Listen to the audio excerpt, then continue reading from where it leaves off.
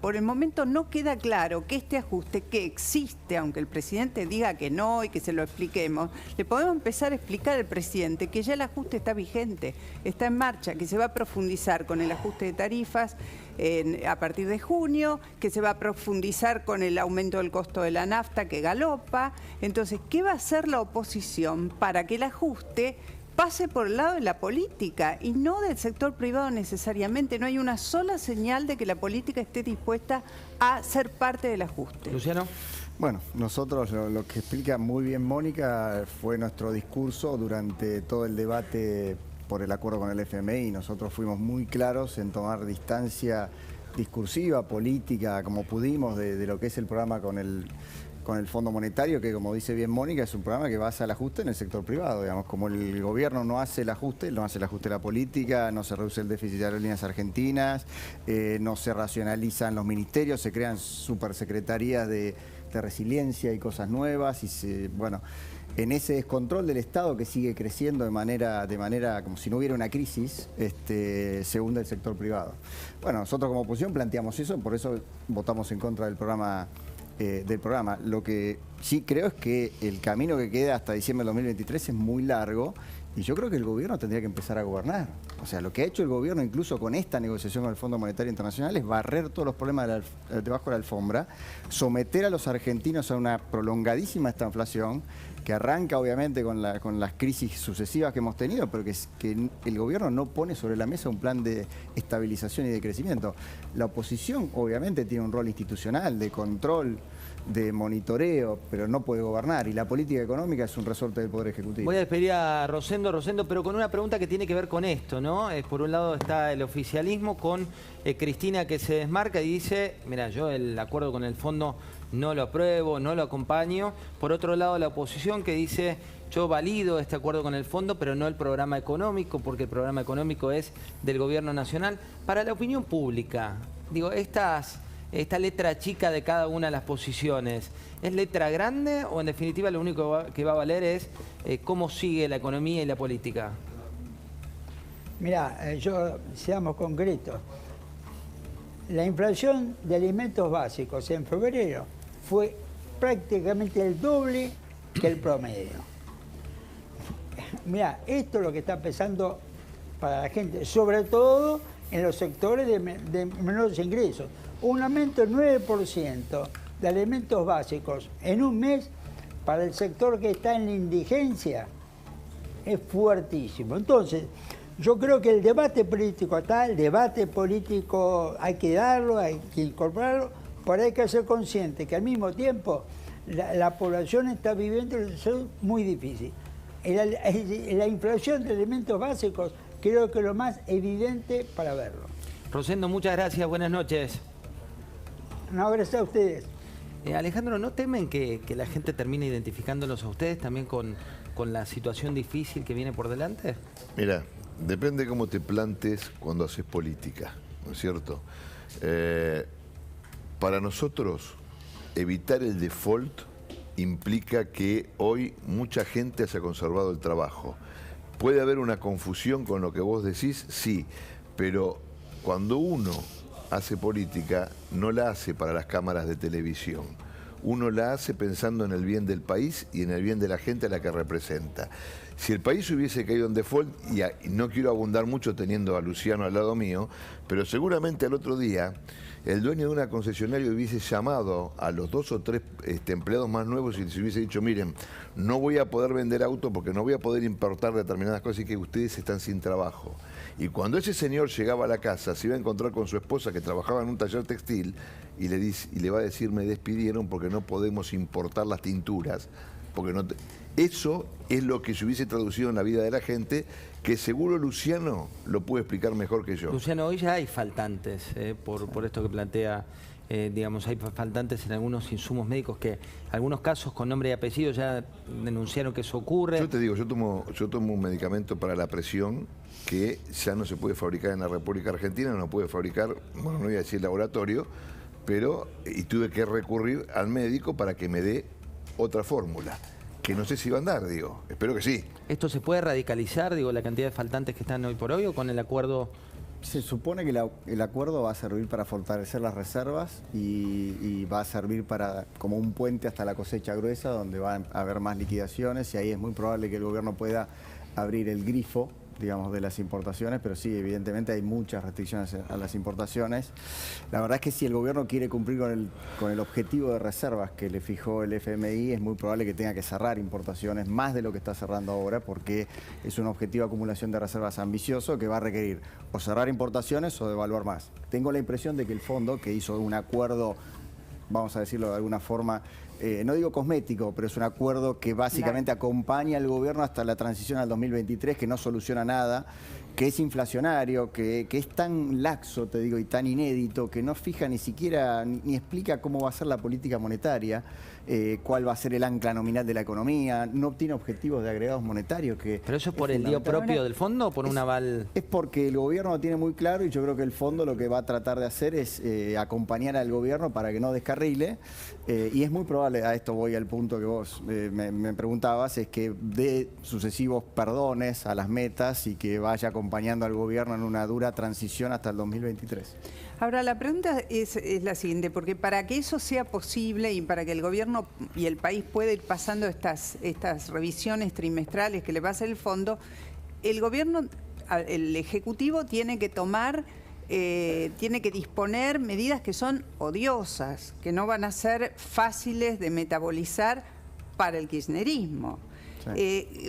¿Va a poder ir adelante con este plan en este estado de cosas, con esta fragmentación política donde todo lo que se dice es desde el otro lado cuestionado, saboteado? Sí. Basta leer, recién lo hizo Adolfo Prat-Gay, basta leer la carta de los senadores renegados, donde explican las razones por las cuales no querían este acuerdo.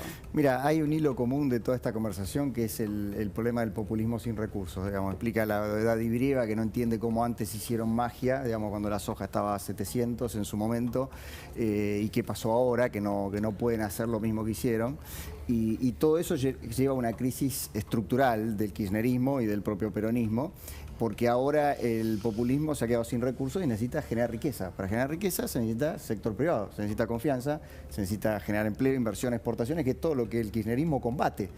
Por distintas maneras, porque en realidad le saca con el impuesto a la riqueza para dar un plan social acá, a su base electoral, y es una máquina de impedir y de trabar. Bueno, esta es la crisis que tiene. Si Alberto Fernández tuviese el ánimo de gobernar la Argentina y resolver los problemas que hoy tiene la Argentina, que no son ya los problemas de la distribución y la pobreza, que son evidentes, es que es un país que hace 10 años que no crece. Entonces tiene que poner a la Argentina, al sector privado, a producir y a generar riqueza, que es todo lo que no puede hacer. Y entonces lo único que hace son medidas digamos, cosméticas en muchos casos, correcciones, no porque se las pida el fondo, porque se ha quedado sin financiamiento. ¿Hay financiamiento? No. Sí, perdón. Una cosa, así como yo recién te dije que nosotros hicimos lo que debíamos hacer y no generamos un relato para la tribuna, también es verdad lo que dice Luciano.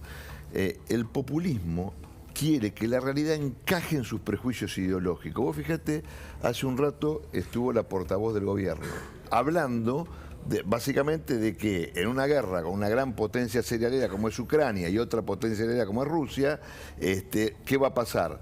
Va a haber una restricción de la oferta, menos oferta de grano, con lo cual va a ser subida los granos. El gobierno de un país como el nuestro, que es una potencia cerealera, lo ve como una amenaza, entonces sube los impuestos al campo. Yo lo que haría es decir, no, señores, bajemos los impuestos al campo. ¿En qué los puedo ayudar para que produzcan más? Porque si ustedes producen mucho más, vamos a vender mucho más y mucho más caro, porque el mundo tiene hambre y tiene plata para pagarlo. Alejandro, en minutos te voy a preguntar también si por qué hicieron lo que debían que hacer. Se perdieron las elecciones, digo, porque en algún lado eso también tuvo impacto, pero antes de ir tan atrás, los voy a llevar a la imagen de la semana, la imagen de la semana que tiene Alberto Fernández con el Aquagym. Alberto Fernández, esto ocurría el otro día, cuando pocos minutos después, mirá, es la imagen que vimos toda la semana y uno la lupea una y otra vez, dice no me tiren al agua. Pasaba 30 minutos antes, o después, mejor dicho, del anuncio del INDEC con la inflación. Se viralizó, empezaron a correr infinidad de memes, se convirtió en una imagen que tomaba con humor algo que en realidad era una tragedia para Argentina, que fue el tema de los precios y del aumento de los precios. Pablo, la cuestión de caricaturizar al presidente, que fue algo que ocurrió, y después está aquí ya el ex canciller Jorge Fori, le vamos a preguntar también por lo que pasó con Cafiero. Esa situación, ¿no? ¿Qué tipo de poder le está dejando, por ejemplo, poder de fuego a Guzmán? Eso, bueno, nada, pólvora mojada completamente Martín Guzmán, porque, bueno, tiene el boleto picado por la parte más fuerte por ahora del kirchnerismo. A mí me da la sensación, José, viendo esta imagen del presidente, que esto es síntoma de otra cosa. Si la economía argentina estuviese creciendo, no hubiese inflación y hubiese reservas enormes en el Banco Central, esto hasta quizás habría mucha gente que lo estaría aplaudiendo. Recuerdo lo que pasaba con Carlos Menem en los años 90, sobre todo en la primera mitad de los 90. Con Cristina, ¿no? Que también hacía En algún momento también, ya que estamos con Mauricio Macri, bailando al estilo de Mauricio Macri, después de ganar una elección. Acabas de ganar una elección, se te perdona eso. El problema es que la Argentina se está incendiando y estas cosas parecen por lo menos anacrónicas o fuera de lugar, y abona la idea de que el presidente y todo el frente de todos está bastante desconectado de la realidad del día a día. Sí, perdón. Sí, yo la sensación que tengo es que se los come el personaje. Como que el presidente se autofaranduliza, que cree que dar estas señales, claro, pero no le sobra nada, ubica. Mónica. No le sobra nada, por eso es lo que estoy diciendo. Fíjate, cuando lanza lo de la guerra contra la inflación, yo creo que se va de boca, que un día se le tenían que decir algo dentro de su propia su equipo le había aconsejado nunca jamás usar el términos bélicos para eso. Bueno, pero él confía mucho en esa capacidad de conectar con la gente, con la palabra, y cada vez que habla se entierra más. Cuando el viernes los programas de televisión hacían tiempo esperando el anuncio. Contemos un poco la cocina de eso. Claro. ¿Qué pasó desde temprano? Ya programas de televisión, los sitios digitales, todos estábamos corriendo el reloj. Esperando el gran anuncio de la declaración de guerra contra la inflación. Y yo creo que cuando él dijo eso, no tenía pensado una batería de... Si no, lo hubiera bajado antes y no hubiera permitido que en ese tiempo, mientras esperaban, se reciclaban en las pantallas todas estas pavadas. Sí, fue el anuncio.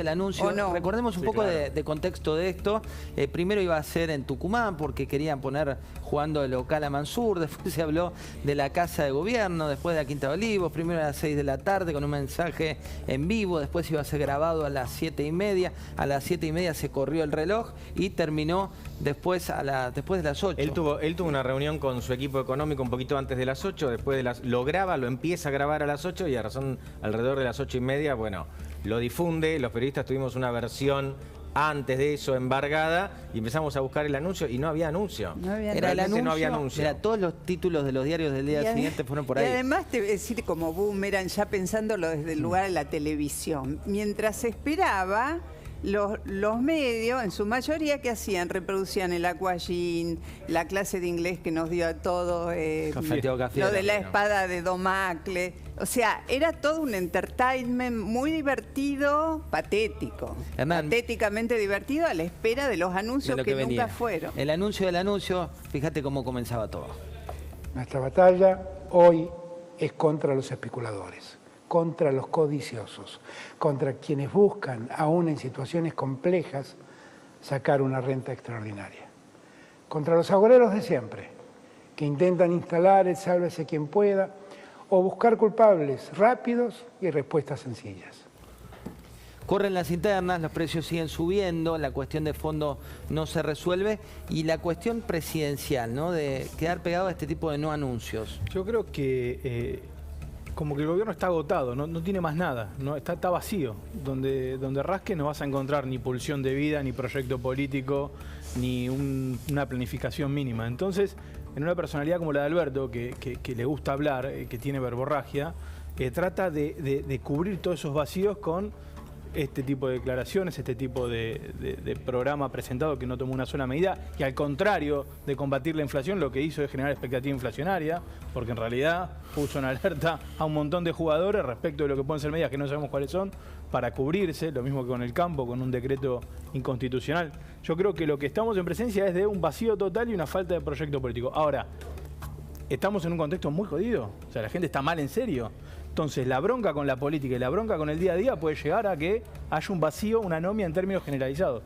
Por eso me parece que nosotros, Juntos por el Cambio, mientras hacemos la reducción de daños, mientras enfrentamos al gobierno con sus medidas inconstitucionales o inflacionarias o contra el sentido común económico, tenemos que ya empezar a poner arriba de la mesa, bueno, ¿cuáles son los desafíos de la Argentina? Bueno, es que ese es el tema de fondo, ¿no? ¿Quién está debatiendo el programa del país, ¿no? El programa que va más allá de un debate de inglés o castellano, pero antes de saludar al ex canciller Jorge Forí, quiero mostrarles lo que pasó esta semana. Ustedes lo vieron porque llegó por WhatsApp, llegó por redes, se convirtió en trending topic, y vamos a poner de relieve si lo importante es el inglés o no.